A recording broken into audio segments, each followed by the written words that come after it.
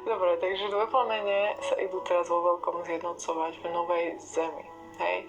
Preto tu boli tie bloky počas tých rokov a preto viacerí to poznáte, hej, ak si prechádzaš dvojplamenným procesom, tak proste boli tam furt akoby bloky, akoby furt niečo bránilo tým dušiam, aby sa mohli stretnúť, aby mohli fungovať. Bolo to tak pretože Zem ešte nebola v 5D. Teraz intenzívne prechádza do 5D. A samozrejme ide o ten timeline, hej. Niektoré dvojplamene sa už dávno zjednotili a tak ďalej. Ide o to vlastne v tomto spojení, aby obaja sa vlastne, keď obaja sa dostanú do 5D, až vtedy vzniká most na to spojenie.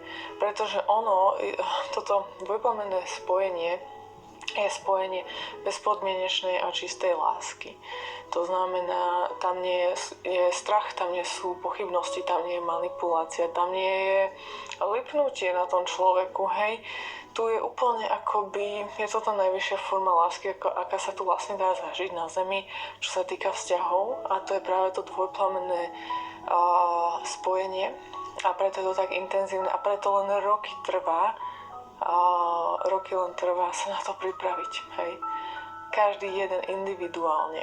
Ide o to, že dvojplamenné spojenia, to sú spojenia hviezdnych semienok, takže tu ide o vyššiu misiu, hej. To není to len o vzťahu, ale tu ide o vyššiu misiu a službu ľudstvu. A preto univerzum zakazuje a vždy ako to tak rozdelí a zakáže to stretnutie, kým nie sú obaja na 100% pripravení. A dvojplamenné stretnutie alebo spojenie celkovo je proste, to spojenie je zrkadlo.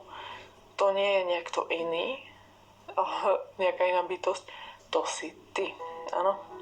A toto vysvetľujem aj v tom videu spred 6 rokov, že proste to si ty, hej, to není nikto oddelený od teba, vy ste spojení, ale vo vyššej dimenzii, a to je 5D a vyššie.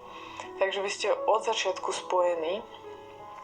Ide o to, že ste ako hviezdne semienka súhlasili inkarnovať sa na Zem a súhlasili ste s tým, že sa inkarnujete do 3D hmoty, do 3D stavu, kde je utrpenie, kde je ego, že si tým prejdete, aby ste to vnímali, o čom je táto stará Zem, o čom je ten systém, a to je veľmi silné a ťažké práve pre hviezdne semienka. Poznáme to, že proste nám nevyhovuje ten školský systém. My nezapadáme, cítiš sa osamelo väčšinu života, cítiš sa, že ti chýba domov, cítiš, že ti chýba tá osoba. Ja si to pamätám fakt, ako od detstva som necítila. Proste ani som nevedela, vlastne to ego nevie, lebo dohoda je, že zabudneš na to. Dohoda je, že zabudneme na pár rokov, že čo sme si naplánovali a prečo a či tu ten druhý vôbec je. Lebo dohoda znie tak, že najprv si prejdeš určitými vecami, určitými lekciami, ktoré ťa formujú do tej najlepšej verzie seba, ktorou sa obidva individuálne máte stať skrz individuálne lekcie, ktoré sú práve akoby veľmi podobné, a až keď ste tam 5D+, až vtedy vzniká most a je dovolené vlastne, aby ten vzťah vznikol aj v tej realite.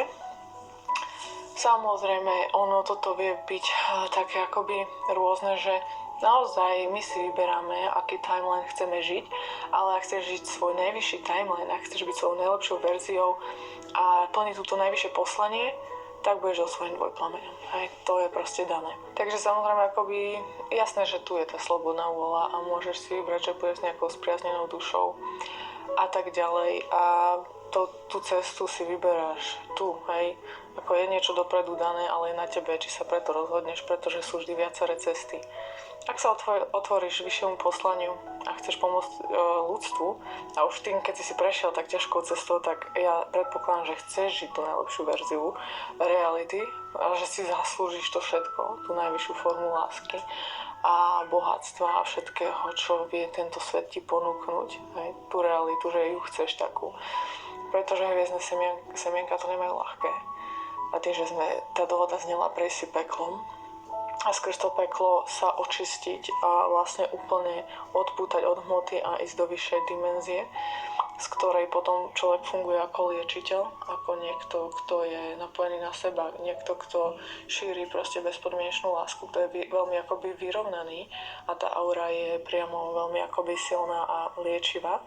Takže ako keď si niekto prejde takým peklom, niektoré udalosti zažijete len raz. málo ktoré hviezdne semienko si vybere, že inú cestu väčšinou proste vydrží, kým naozaj nedojde k tej únii s tým dvojplameňom.